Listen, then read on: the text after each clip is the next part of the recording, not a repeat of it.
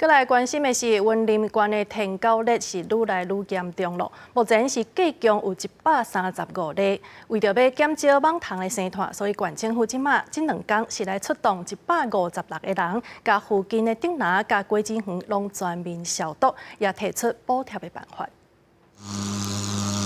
以天狗热确诊案例生活环境和工课的顶林，规定开药插上安旗，消毒作业人员徒步行入顶林，以化学防治喷药。 要彻底消灭晚虫的滋生，因为云林县天狗热确诊案例持续增加，目前已经达到135例，摆在台南市后壁。除了远离我们社区之外，那它包含了我们荷包公园这边也都是确诊的足迹，所以我们这次就特别针对整个荷包地区的外围的。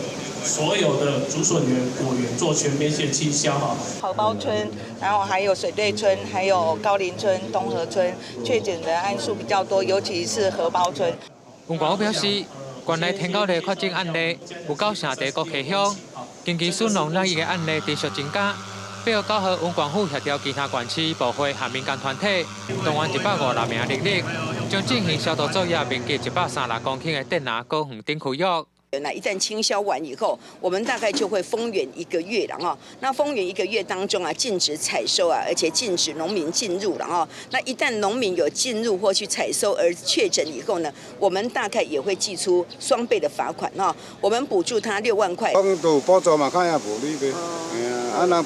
农民嘛就梗系接受啦。